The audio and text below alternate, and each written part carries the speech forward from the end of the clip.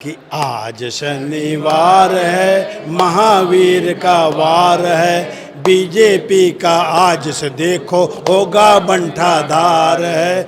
आज शनिवार है, राहुल जी का वार है, बीजेपी का आज से देखो होगा बंटाधार है। कर्नाटक चुनाव के नतीजे आ रहे हैं और धीरे धीरे कांग्रेस वहां बढ़त बना रही है। इस वक्त कांग्रेस कार्यालय मौजूद है राजधानी रायपुर के। यहां भी जश्न मनाई जा रही है। लोगों से बातचीत करते हैं कितना उत्साह है। बजरंगबली जी का आशीर्वाद किसको मिला? हम कांग्रेसियों को मिला, कारण कि इन लोग भगवान के नाम पे वोट की कोशिश कर रहे हैं कि हम भगवान को आगे करेंगे तो पब्लिक हमारे साथ होगी। ऐसा कुछ नहीं है, क्योंकि हमने सुबह सुबह देखा कि हमारी प्रियंका गांधी जी श्री हनुमान जी के मंदिर में बैठी हुई थी, पूजा अर्चना कर रही थी, आरती उतार रही थी। तो हमें उतना टाइम ही उम्मीद हो गई कि हम जीत रहे हैं। जो कि कांग्रेस पार्टी हमेशा महिलाओं के लिए आगे आती है और महिला शक्ति जो है वो कांग्रेस की एक शक्ति है। इसके कारण कांग्रेस पार्टी जीत रही है पूरी तरह से और जीतेगी। आगे भी हम केंद्र में अपनी सरकार लाएंगे, ये हमें पूर्ण रूप से विश्वास है। महंगाई के कारण जहां 350 पेट्रोल पंप ये गैस था, आज 1200 रुपये है। उसके कारण हम लोग बहुत परेशान हैं। पेट्रोल डीजल सब महंगा है, इसीलिए कांग्रेस जीती है। ये कर्नाटक का रिजल्ट है, क्या बता रहा है कर्नाटक का रिजल्ट? निश्चित तौर पर बजरंगबली के जो सच्चे भक्त हैं वो लोगों की आज कांग्रेस पार्टी की जीत कर्नाटक की हुई है, जनता की जीत हुई है। और आपने जिस प्रकार देखा कि लगातार भगवान का नाम का दुरुपयोग कर भारतीय जनता पार्टी जो ब्रिजभूषण भगवान बजरंगबली का इन लोग नाम लेते हैं। भगवान बजरंगबली ने अपनी ज़िंदगी में जब तक वो थे तब तक ने उन्होंने अपने पर साया नहीं पड़ने दिया महिलाओं का, और ये ब्रिजभूषण के समर्थक हैं। इन लोग महिला खिलाड़ियों के साथ जिस प्रकार के अत्याचार कर रहे हैं पूरा देश जान रहा है, तो इन लोग बजरंगबली का क्या नाम लेंगे।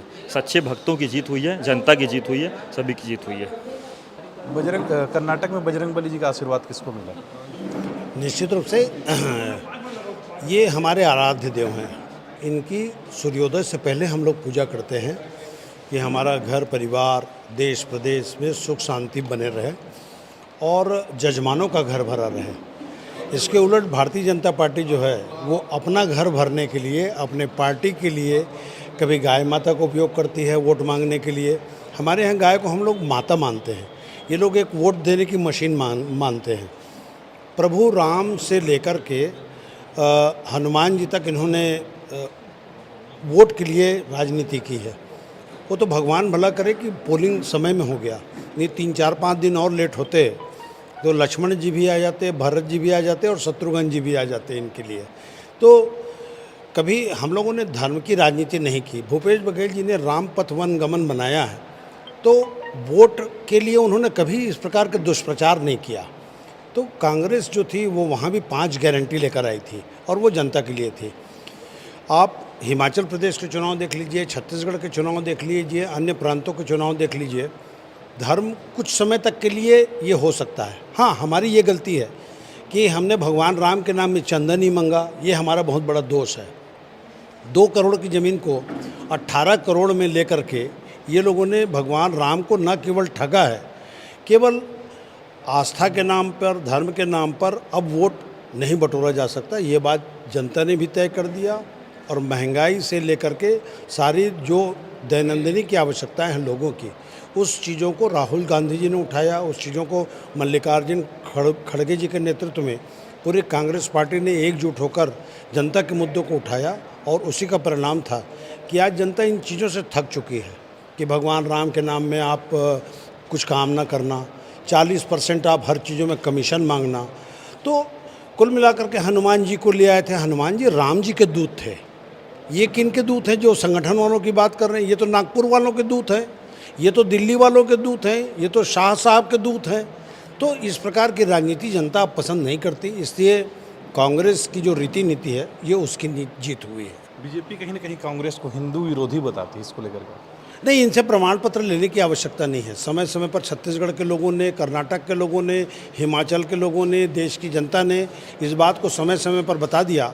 और आज तो शनिवार का दिन है, हनुमान जी ने भी इनको कह दिया कि मैंने कोई फ्रेंचाइजी नहीं बांटी है, आप लोग अपने मुगालते में ना रहें और संगठन के लोग मेरे नाम का दुरुपयोग ना करें, ये साफ चेतावनी है। गदा ही गदा उनको लगाया है, इसलिए आज देखिए आप कि 60-65 सीट पर ये लोग सीमित हो गए हैं। और माननीय मोदी जी और अमित शाह साहब ने दोनों ने अपने कंधों पर आज पूरा सवार होकर के कर्नाटक का हार जो है वो स्वीकार क्यों नहीं कर रहे हैं? क्यों जेपी नड्डा साहब का फोटो बार बार लगा रहे हैं? जब आपने ये कहा था कि हर चुनाव में जहां कांग्रेस हारती है तो राहुल जी को आप दोष लगाते हैं, तो आज मोदी साहब को या अमित शाह साहब को ये क्यों नहीं हार का ठिकरा अपने ऊपर ले रहे हैं? ये फ़र्क है कांग्रेस और बीजेपी में। राहुल गांधी जी ने अपने ऊपर लिया था सब चीज़ों को, तो राहुल गांधी जी नीलकंठ हैं कि उन्होंने जहर भी पिया है शंकर जी की तरह, लेकिन जनता के लिए जिस प्रकार का एक सोच भगवान शंकर जी में हुआ करता था, वही सोच कहीं ना कहीं राहुल गांधी जी में जहर पी करके भी जनता के लिए वो सामने आकर के उनकी आवाज़ उठाने का प्रयास वो लगातार करते हैं। यही जीत है। आगामी दिनों में छत्तीसगढ़, मध्य प्रदेश, राजस्थान में चुनाव, क्या कुछ असर देखने को मिलेगा? अभी राजस्थान की जो चुनाव है इसकी बात नहीं, ये छत्तीसगढ़ में तो भूपेश है तो भरोसा है, ये तो सारे लोग जानते हैं कि 24 घंटे के अंदर उन्होंने जिस प्रकार से किसानों का कर्ज माफ़ किया, लोगों की जेब में पैसा डालने का काम किया, जेनेरिक मेडिकल स्टोर खोला, जो भारतीय जनता पार्टी की सरकार ने 5 डिसमिल ज़मीन पर बैन लगा के रखा था उसको खोल दिया, तो आम लोग पैसा कमाने लगे। तो कुल मिलाकर के आप देखिए तो बीजापुर में भी जहाँ 2 मोटरसाइकिल थी वहाँ आज 2000 अगर मोटरसाइकिल है, तो लोगों की बाइंग कैपेसिटी बढ़ी, किसानों को पैसा दिया तो वो पैसा शहर में व्यापारियों के पास आया, तो ये पूरा पैसा जो था वो रोटेट हुआ। आज 0.1% बेरोजगारी दर है छत्तीसगढ़ की। तो भूपेश बघेल जी की कुशल प्रबंधन, जो चाहे वो आर्थिक नीतियों को लेकर के आप बात कहें, आप ये देखिए इस बार के बजट में उन्होंने 1 रुपया भी कर्ज नहीं लिया है, बल्कि मध्य प्रदेश और उत्तर प्रदेश में जहां भारतीय जनता पार्टी की सरकार है, उलट वहां हजारों करोड़ रुपए लोन लेकर के वहां की सरकारें चल रही है।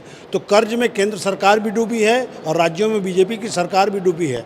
तो जहां तक राजस्थान, छत्तीसगढ़ की बात है और हरियाणा की बात है, तो वहाँ भी कांग्रेस की रीति नीति की और आम जनता की जीत होगी। अभी अभी गाना गा रहे थे, आज शनिवार है, थोड़ा गा देते 2-4 लाइन, ज़्यादा नहीं। आज तो कर्नाटक के परिणाम में लोग ये गाना ही गा रहे हैं कि आज शनिवार है, महावीर का वार है, बीजेपी का आज से देखो होगा बंटाधार है।